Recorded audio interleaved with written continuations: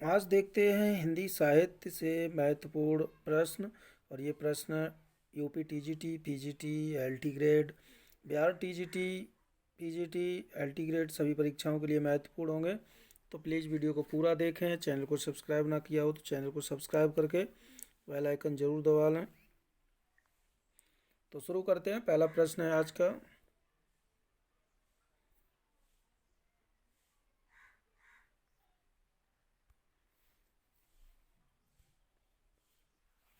नाथ संप्रदाय ने परवर्ती संतों के लिए श्रद्धाचरण प्रधान धर्म की पृष्ठभूमि तैयार कर दी। जिन जिन संत साधुओं की रचनाओं से हिंदी साहित्य गौरवान्वित है, उन्हें बहुत कुछ बनी बनाई भूमिकाएं मिल गईं। उपरोक्त कथन किसका है? तो इसका सही उत्तर है ऑप्शन नंबर सी, हजारी प्रसाद द्विवेदी का ये कथन है।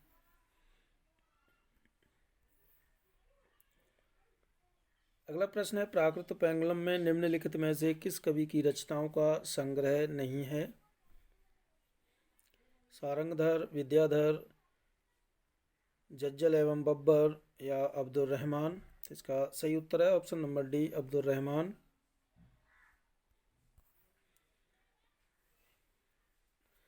अगला प्रश्न है, किसके कहने पर विद्यापति ने विद्यापति पदावली की रचना की? राजा शिव सिंह से, राजा शिव सिंह या फिर रुद्र सिंह या नलीमा देवी या फिर रानी लक्ष्मा? तो किसके कहने पर विद्यापति ने विद्यापति पदावली की रचना की? तो ये की है रानी लक्ष्मा के कहने पर। Option number D is right answer. अगला प्रश्न है, विद्यापति की पदावली को भक्ति रस की न मानकर श्रृंगारिक रचना मानने वाले कवि कौन नहीं हैं? तो विद्यापति की जो पदावली रचना है वो भक्ति रस की न मानकर श्रृंगारिक मानने वाले कवि इनमें से नहीं है, तो Hazari Prasad Dwivedi. Option number D is right answer. अगला प्रश्न है, विद्यापति पदावलियाँ शीर्षक पुस्तक का संपादन किसने किया? शिव नंदन ठाकुर ने या फिर हरप्रसाद शास्त्री ने, जनार्दन मिश्र ने या राम वृक्ष बैनीपुरी ने? इसका सही उत्तर है ऑप्शन नंबर डी, राम वृक्ष बैनीपुरी ने इसका संपादन किया है। अगला प्रश्न है, आध्यात्मिक के चश्मे बहुत सस्ते हो गए हैं, उनको चढ़ाकर कुछ लोगों ने गीत गोविंद के पदों को आध्यात्मिक संकेत बताया है। उसी प्रकार विद्यापति को भी वस्तुतः विद्यापति आध्यात्मिक नहीं श्रृंगारिक कवि हैं। उपयुक्त कथन किसका है? तो ये कथन है ऑप्शन नंबर डी, आचार्य रामचंद्र शुक्ल का। अगला प्रश्न है, विद्यापति के गीत को नागिन की लहर के समान किसने बताया? इसका सही उत्तर है ऑप्शन नंबर बी, निराला ने। अगला प्रश्न है, हिंदी साहित्य आदिकाल शब्द एक प्रकार की भ्रामिक धारण की सृष्टि करता है और श्रोताओं के चित्त में एक भाव पैदा करता है। उपयुक्त कथन किसका है? महत्वपूर्ण है, तो ये कथन है आचार्य हजारी प्रसाद द्विवेदी का।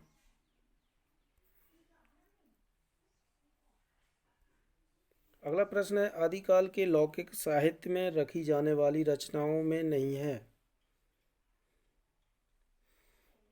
तो आदिकाल के लौकिक साहित्य में रखी जाने वाली रचना नहीं है हिदायत नामा। अगला प्रश्न है, बारह वर्ष लो कुकर जीवे अरु तेरह ले जिये सियार, ये पंक्तियाँ किसकी हैं? तो ये पंक्तियाँ हैं ऑप्शन नंबर सी, जगनिक की, परमाल रासों से ली गई हैं ये।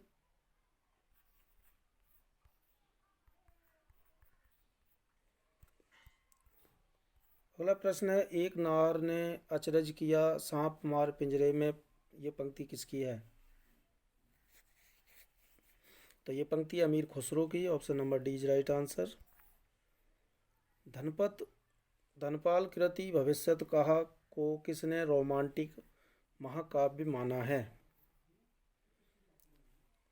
तो धनपाल की रचना है भविष्यत कहा, इसको रोमांटिक रचना मानने वाले हैं winter. Option number D is right answer. अगला प्रश्न है, ढोला मारूरा दोहा को हेमचंद तथा बिहारी के दोहे के बीच की कड़ी कौन मानता है? तो इसका सही उत्तर है हजारी प्रसाद द्विवेदी मानते हैं। परमाल रासो की नायिका है। तो परमाल रासो की इनमें से जो नायिका है वो चंद्रावली है। Option number A is right answer. अगला प्रश्न है, चंदबरदाई को छप्पे का बादशाह किसने कहा? तो चंदबरदाई को छप्पों का बादशाह कहा है शिव सिंह सेंगर ने। Option number C is right answer. तो ये थे महत्वपूर्ण हिंदी साहित्य से महत्वपूर्ण प्रश्न अच्छे लगे तो प्लीज़ वीडियो को लाइक शेयर चैनल को सब्सक्राइब जरूर करें। Thank you.